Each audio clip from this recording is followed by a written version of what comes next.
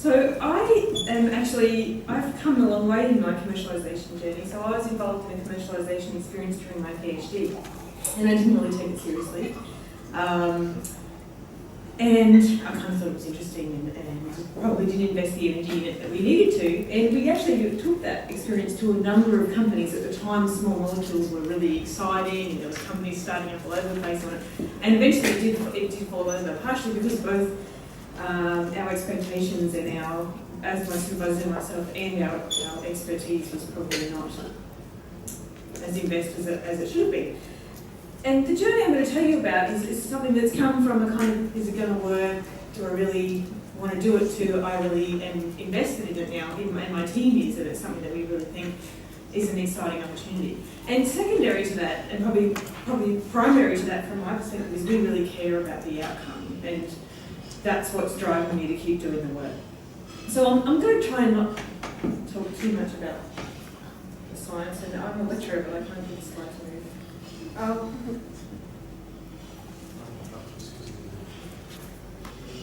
Ah. Thank you.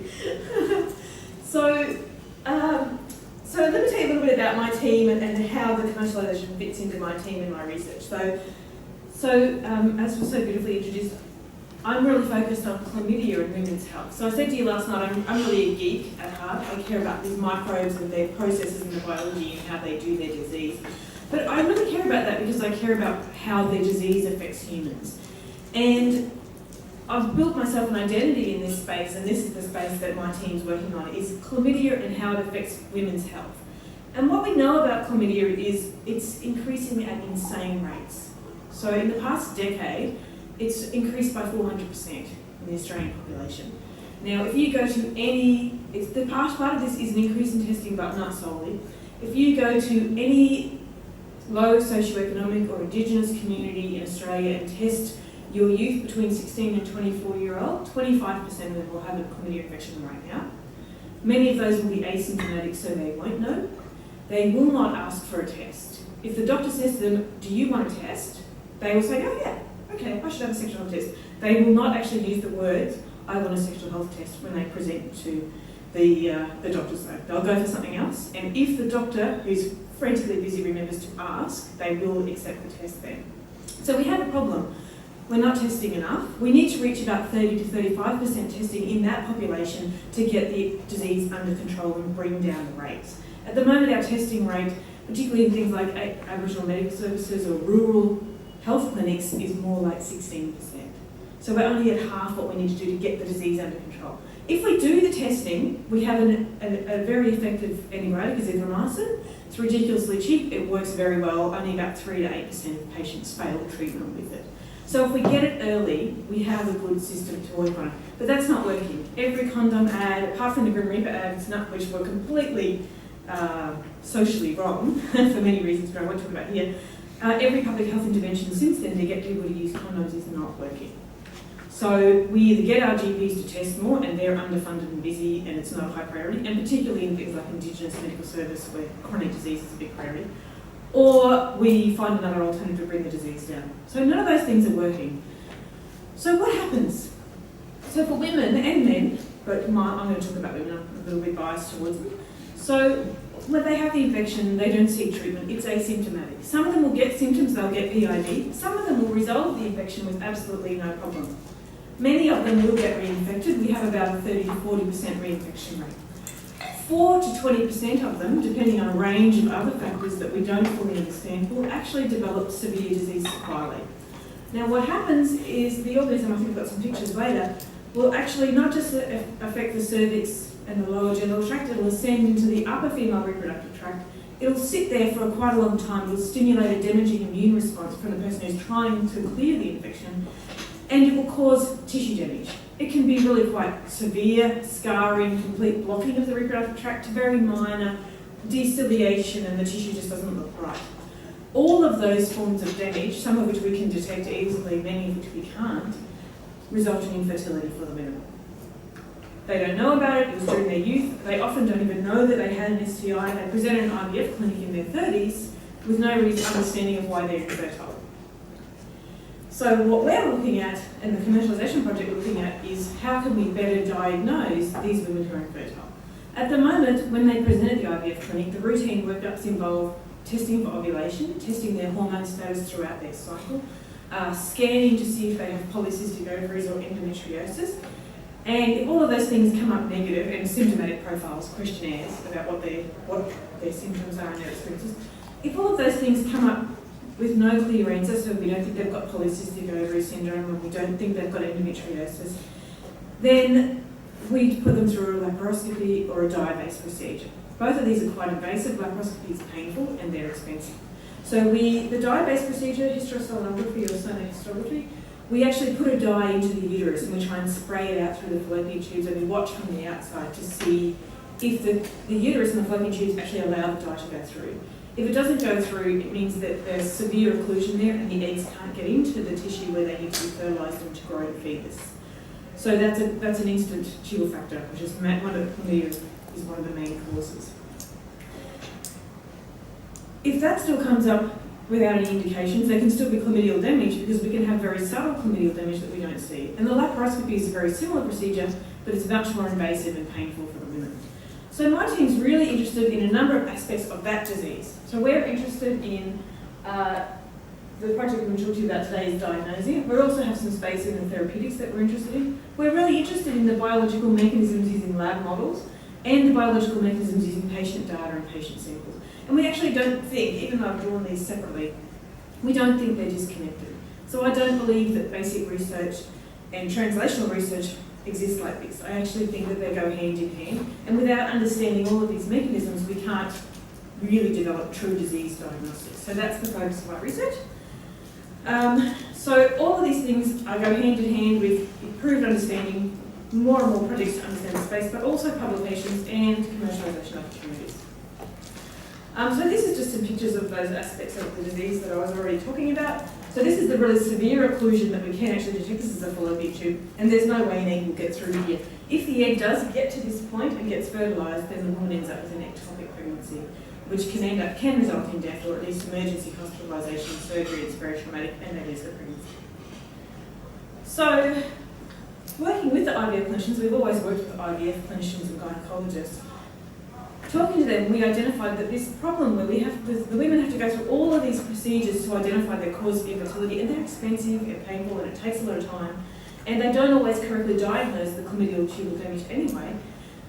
A quick blood test that we can do right when we do those initial hormone blood tests would be ideally suited. The concept of this is not new. There's actually one already on the market, but nobody uses it because it's widely published, not to actually reach the clinical parameters. So here's the process we went through. Clinicians told us, and we agreed, we need a better diagnostic, so let's work together. And in doing that, we'll keep looking at the biology. We'll use all the samples we're collecting to look at the biology as well. Sorry, I'm a little interested in gardening, so there's going to be gardening-based pictures all the way through this.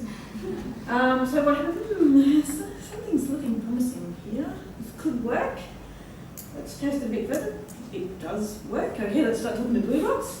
And we're sort of at the point here where we're kind of at, it really does seem like it works, and we've actually put it out in our initial protection, but we really need to keep testing and evaluating. I'm not going to go through those numbers. I think I've convinced you that the disease is important.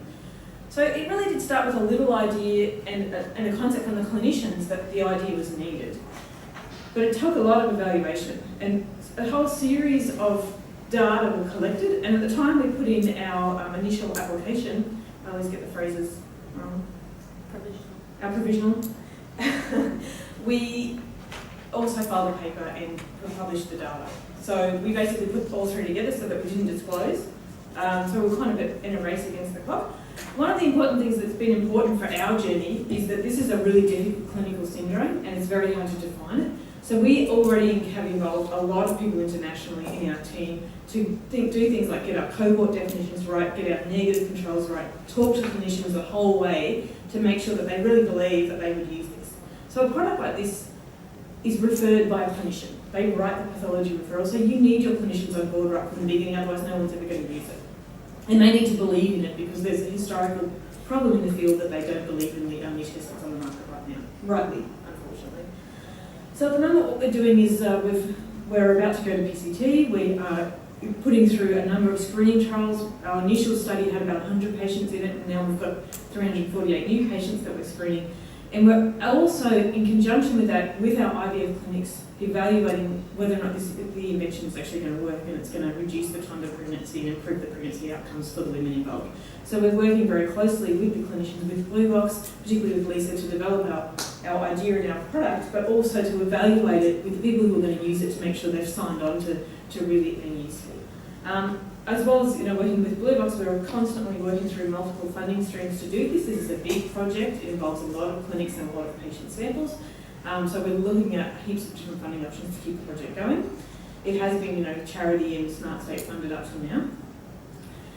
But not the commercialisation experience, while we believe that the outcome is going to be really important, it hasn't just been that one outcome. It's been really important to us to understand what's happening in the clinics and what the other problems are. And it's made us collaborate more broadly and think about the problem from many different perspectives. So whether we get to the end and we have this product that hits the market and it goes internationally and sells, that's a fabulous outcome if we get that outcome. But along the way, we've really understood a lot more about what the clinics need, what the clinical problems are, and we've built these collaborations into space that I wouldn't have stepped into if we hadn't engaged in this project. So I think commercialisation is really important and the outcome's important. But in fact, the investment along the way leads to many other really beneficial outcomes for you too. It makes you step out of your own comfort zones. It's made me step out of the just microorganism.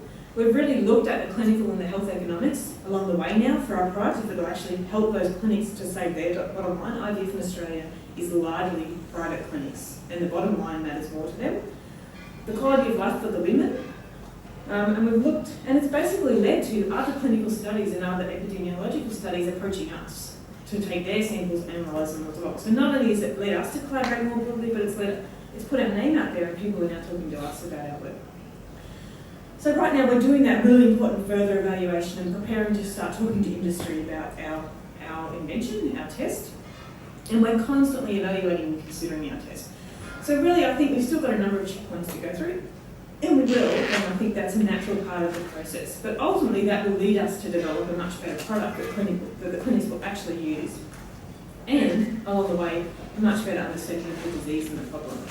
So that's my perspective on commercialisation, but I think when I was thinking about this, I wanted to have a look around what some of the other experts say, and people talk about IP Australia and Commercialisation Australia. There is a lot of good websites out there, and there's a lot of key things that I think you can read, but one of the things I really want to talk about is a person called Harcourt that's made a number of useful comments.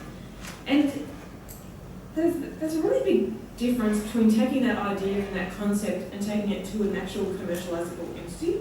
So the science and the invention is really cool, but actually the engineering of it to a solution, they're two very different spaces. And so you almost have to run them parallel, invest in both, but keep your head switching between the two. They don't mix when it gets to that end point. Although you need that core science to support the invention, but they're really two separate pathways.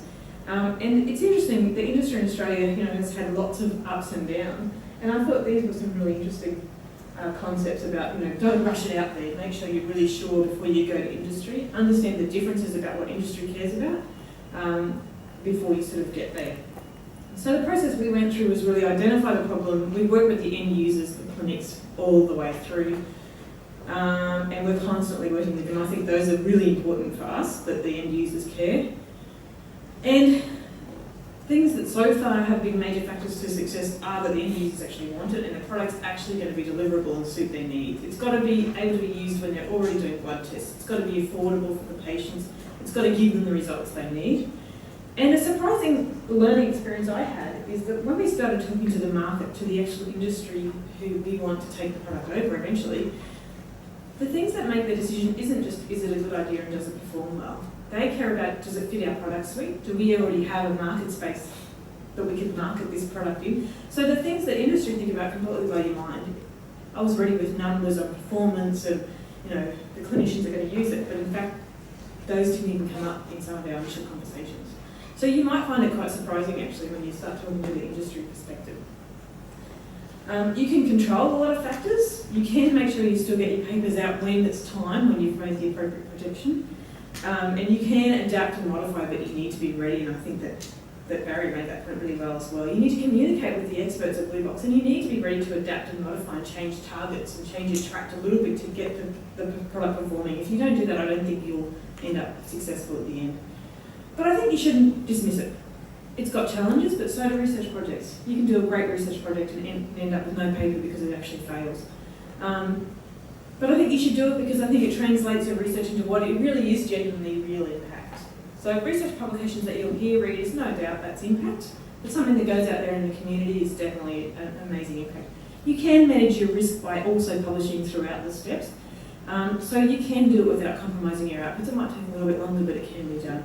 And the best thing that you get out of it is you get such instant and honest feedback from those people in the industry about whether or not your ideas are really important. You can get some pretty quick feedback if you're going on the wrong track, which is really valuable.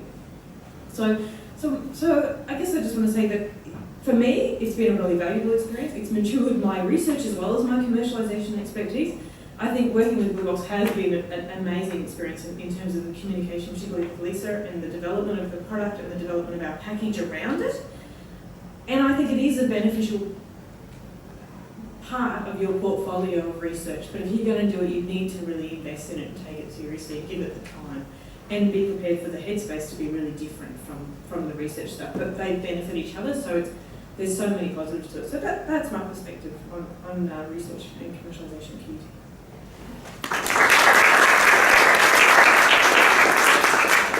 Thanks, Willa, that was great.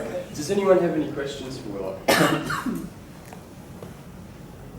This is just an observation. That distinction between science and engineering, I think, applies in other areas too. So in our area, it's the difference, I'd say, between science and perhaps implementation. Yeah. You can have a great idea, and just as an example, I think one of the reasons our current drink driving rehabilitation program, I think when we designed it, it fitted the legal system well then, but due to changing government priorities, different funding, and the way the court system works, it doesn't work as well now.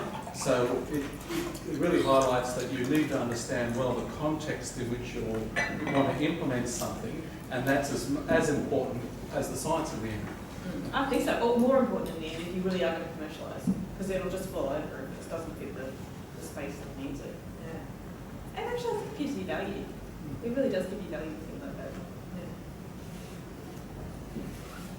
Yeah. Any other questions? Okay, great. Let's thank Willa very much.